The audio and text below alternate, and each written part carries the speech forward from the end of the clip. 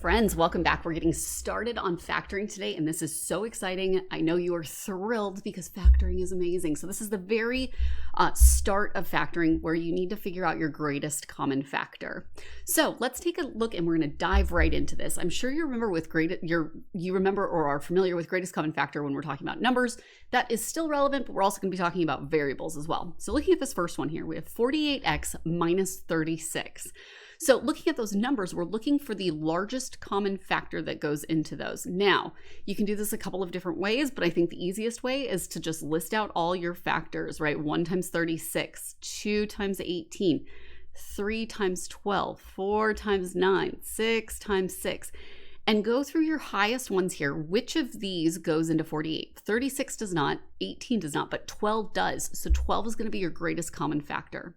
So what we're going to do is we're going to take out 12. And now, what do I need to multiply 12 by to get 48x? 4x.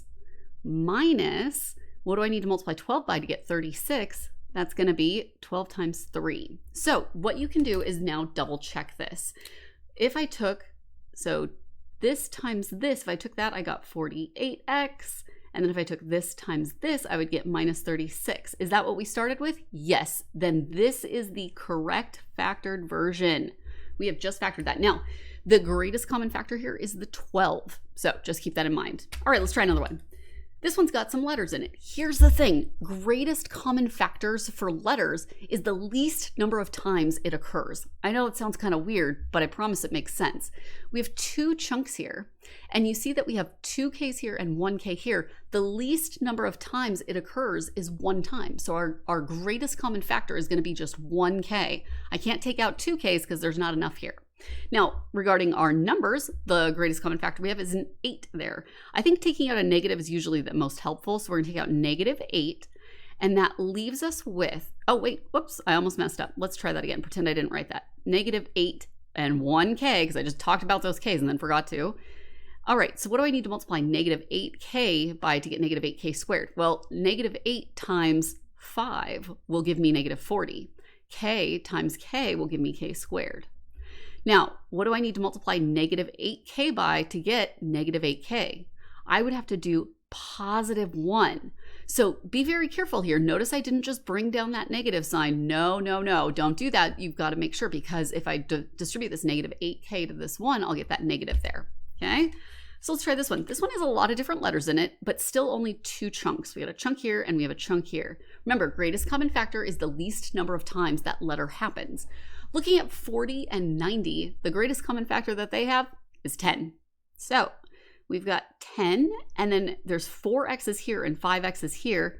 Greatest common factor, least number of times, is 4. Y3, Y2. So y squared, and then this is z3, and there's no z's over here, which means that we can't take any out because there would be none to take from.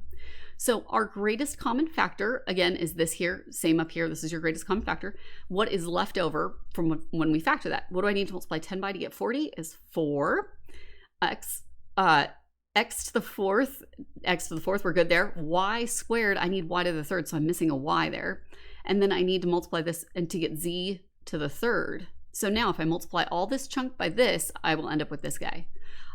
Positive, so this case we do just bring down this negative here. And what do I need to multiply 10 by to get 90 is 9. There are 4 x's here. I need 5, so I'm missing 1 x. There are 2 y's here, 2 y's there. We're good. Close that off. That is your final factored version. All right, let's try one more. This one has 3 parts. And again, it has a bunch of letters just to throw you off.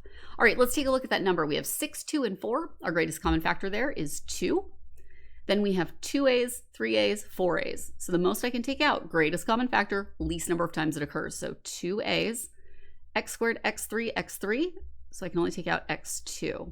What do I need to multiply 2 by to get 6? 3. And then a squared, x squared, a squared, x squared. There's nothing I need there. So then plus 2 times 2, or 2 times 1 would give us 2. A2, x2, and I need a3, x3. So it looks like I'm missing an a and an x. Because if I multiplied a squared times a, I would get a to the third.